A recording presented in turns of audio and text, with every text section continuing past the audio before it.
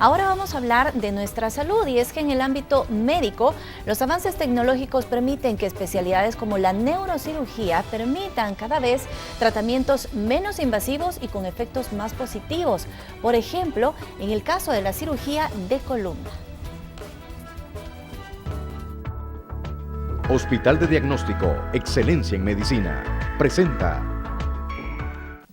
El dolor permanente de la espalda baja, la ciática a consecuencia de hernia del disco, el canal medular estrecho o fracturas vertebrales, entre otras patologías, pueden ser tratadas hoy día con cirugía de columna de mínima invasión.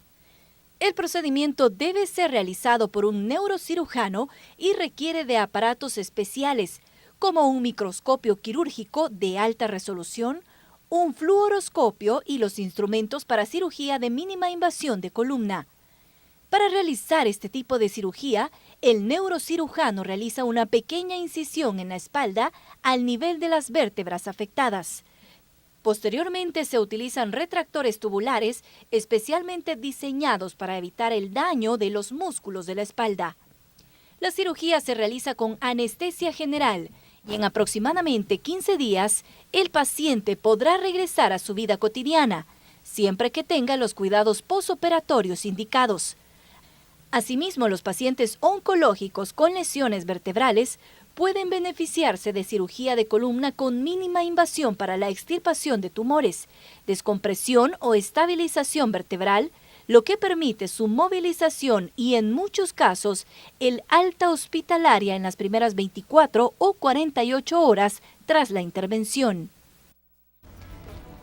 Bueno, muy interesante, pero para conocer un poco más sobre este tipo de procedimientos médicos, nos vamos a enlazar hasta el Hospital de Diagnóstico. Nos acompaña el neurocirujano Antonio Fernández. Bienvenido a Noticiero Hechos y muchas gracias por atendernos, doctor. Que tengan todos ustedes. Vamos a platicar ahora de un problema muy común como es los problemas de columna lumbar. Quizá para comenzar, si nos puede explicar, doctor, cómo es que se realiza este tipo de cirugía de columna que se llama por mínima invasión y cuál es la diferencia con la cirugía convencional. El procedimiento de mínima invasión de columna está muy en boga actualmente porque es un procedimiento muy conservador con respecto a las estructuras que están participando en el problema de dolor.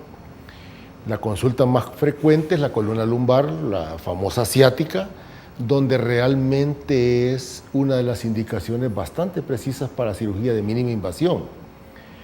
El procedimiento ya se lo voy a explicar en detalle lo más que se pueda para que tengan una idea cuál es la diferencia entre la cirugía mínimamente invasiva y la cirugía de columna convencional. El objetivo número uno de la mínima invasión es causar lo menos que se pueda daño a las estructuras vecinas a donde se encuentra el problema. De tal manera que eso establece una gran diferencia entre el manejo quirúrgico de las estructuras sanas que no están participando del problema versus la cirugía convencional, donde sí en alguna medida hay que lastimar en el procedimiento estructuras que no participan directamente del problema. Muy bien, doctor, buenos días. ¿Qué pacientes son los que aplican para este tipo de procedimientos? Los procedimientos las indicaciones quirúrgicas son exactamente las mismas de la cirugía convencional, la cirugía estándar. Prácticamente hernia del disco de la columna, canal estrecho, enfermedad espondiloartrósica. Todas estas entidades son las que usualmente vemos en columna lumbar. La indicación prácticamente es la misma, la resolución es la misma. La ventaja es la técnica de microinvasión, de mínimamente invasión, porque las estructuras son conservadas lo más que se pueda. Bueno, doctor, tenemos más interrogantes para usted. ¿Cuáles son las recomendaciones para el paciente que opta por este tipo de procedimientos del que usted nos está hablando? Lo que idealmente recomendamos nosotros es el concepto de higiene de columna. Higiene de columna engloba dentro de todo cuido de la espalda, Higiene de columna implica el control del peso, la precaución al levantar o mover objetos pesados, hábitos, posturas para dormir, para sentarse, para permanecer sentados en la jornada de trabajo. Cuando conducen algún vehículo, lo ideal es que la persona sea muy cuidadosa en todos estos hábitos que muchas veces no se consideran. Doctor, hablemos también sobre el proceso de recuperación de un paciente que se somete a este tipo de procedimiento. ¿Con qué tipo cómo se recupera? La pregunta es muy acertada. Realmente uno de los objetivos y una de las ventajas de la cirugía de mínima invasión es que la persona se incorpora a la mayor brevedad a su vida productiva. Los pacientes, su estadía hospitalaria es mucho más corta, no necesitan cuidados especiales, de tal manera de que al haber molestias mínimas y ser una cirugía muy pero muy conservadora, la de mínimamente invasión, ellos logran realizar sus actividades independientemente su ocupación lo más pronto que se pueda, de tal manera que eso no les limita.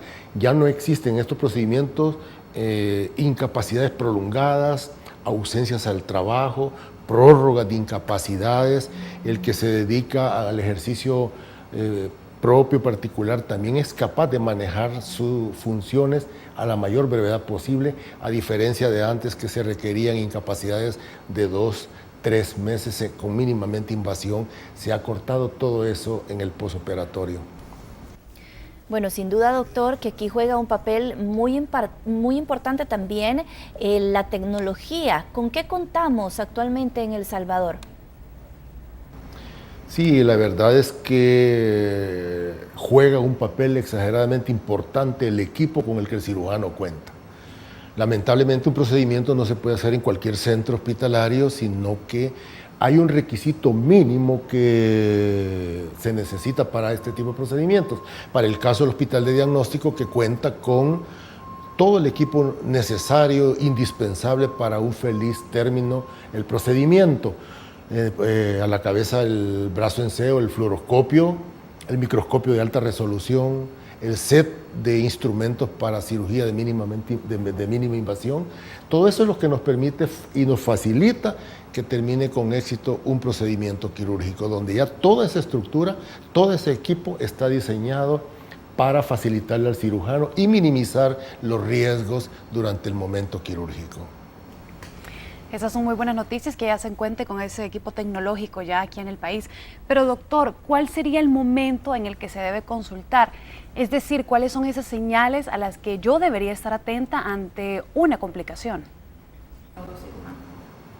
Realmente lo ideal es que la persona con molestias, con dolor en espalda baja, dolor irradiado a una o ambas piernas, adormecimientos, calambres, no le den largas a este problema, que lo consulten con el facultativo indicado, de tal manera de no dejar que el proceso, los cambios continúen. Lamentablemente nos toca a veces ver pacientes ya con un problema muy avanzado, ya con un problema neurológico, con una secuela instalada. Lo ideal es la consulta temprana, la consulta inmediata para que le resuelvan todas las inquietudes. Muchas veces en la consulta inmediata, cuando la sintomatología empieza, somos capaces de dar recomendaciones, de dar sugerencias no quirúrgicas para que la persona no trascienda, no progrese su problema y sea detectado a tiempo. Así que la recomendación es ponerse en manos de alguien especialista justamente de problemas de columna, de espalda baja, para que minimicen los riesgos y que el desenlace no sea siempre quirúrgico. Gracias, doctor Antonio Fernández, por esta información tan importante sobre estos tratamientos. Gracias por atendernos a Hechos AM. Agradezco a la audiencia, a la oportunidad del canal de externar estas inquietudes. Espero que haya sido de su provecho para ustedes y espero que hagan en la medida de sus posibilidades cuidarse su espalda baja. Muchas gracias.